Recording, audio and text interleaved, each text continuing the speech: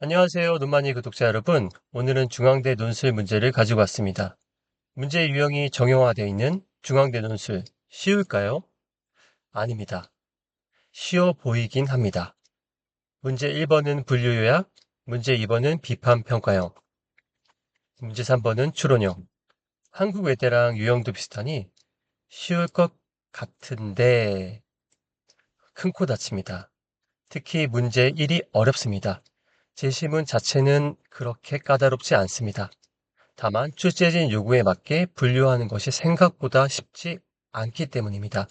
플러스 서론, 본론, 결론, 구성 갖추기, 키워드로 발문 이행하기, 그것도 자신만의 언어로 등 좋은 점수를 받기 위해 수험생들이 해야 할 일들도 많습니다. 중대 포기해야 돼? 그런 결정 내리기 이릅니다. 문제 2번, 문제 3번 그렇게 까다롭지 않습니다. 제가 중앙대 논술 10년치를 분석해 드릴 테니까요. 너무 걱정 안 하셔도 될 것 같습니다. 그럼 오늘은 2015학년도 중앙대 인문 논술 문제 1을 같이 풀어보겠습니다. 발문부터 볼까요? 제시문 가나다라는 나누다와 관련된 내용을 담고 있다. 각 제시문에 나타난 나눔의 방식과 효과가 어떻게 다른지 하나의 완성된 글로 논술하시오. 이 하나의 완성된 글로 논술하시오는 서론, 본론, 결론을 갖추라는 이야기입니다. 그리고 발문을 꼼꼼하게 읽으라고 말씀드렸죠. 나눔의 방식입니다. 나눔의 방식.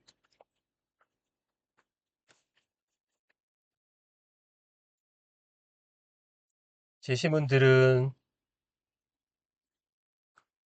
꼼꼼하게 한번 살펴보시고요. 제시문 나, 제시문 다, 제시문 라.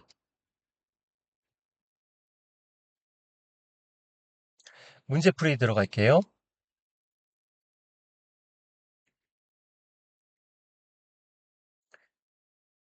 자, 문제 풀기 전 체크 포인트.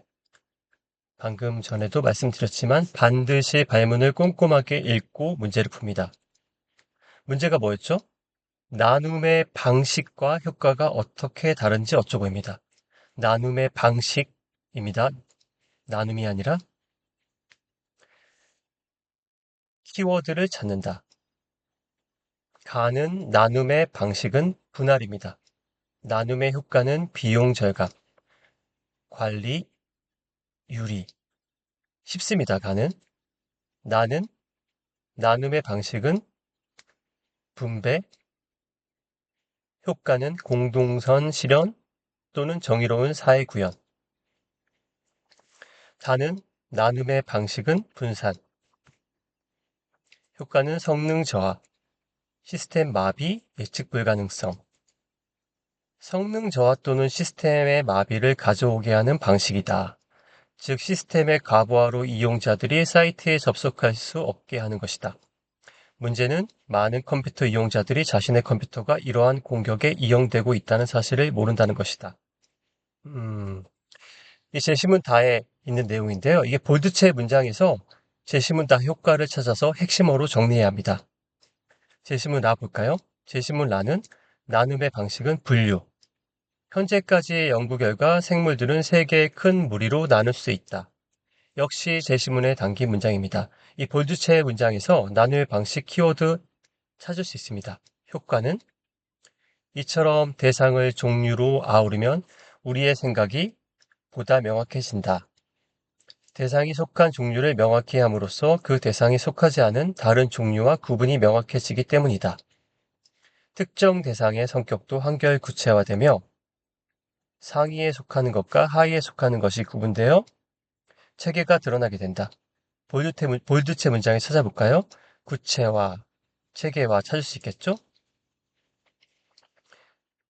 체크포인트 세 번째입니다. 서론, 본론, 결론을 정리한다. 서론은 발문 이용에 최대한 쉽게 정리하는 게 좋습니다. 예를 들면 가에서 라인은 다양한 나눔의 방식과 그 효과가 나타나 있다. 본론은 각 제시문 요약, 방식과 효과 중심으로, 결론은 키워드로 본론 내용 정리하면 됩니다. 음, 물론 다른 방법으로 쓸 수 있습니다. 예를 들어, 재심은 다를 제외하고 모두 긍정적 효과니까 서론의 나누의 방식을 구체적으로 설명하고 본론에서 각 재심은 요약 후 효과는 크게 두 가지다. 결론은 키워드로 본론 정리. 그런데 굳이 무리할 필요 없습니다. 시간도 부족하고 서론에서 결론까지 써야 하는데 키워드만 잘 찾는 게 현명한 선택입니다. 쉬워 보이죠? 원래 답을 보고 나면 어려운 게 없는 법입니다.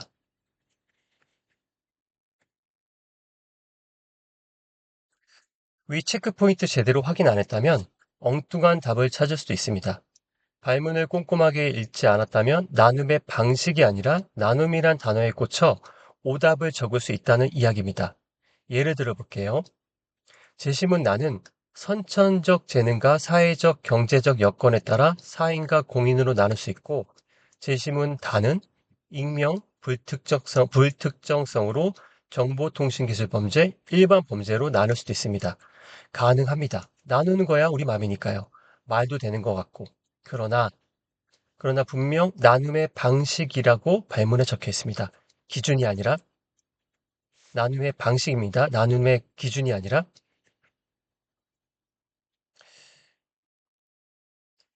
하나만 더 살펴볼까요? 재심은 다는 부정적 효과인데, 효과는 긍정적 의미 아닌가요? 맞습니다. 효과 사전적 의미는 어떤 목적을 지닌 행위에 의해 드러나는 보람이나 좋은 결과를 의미합니다. 좋은 의미입니다.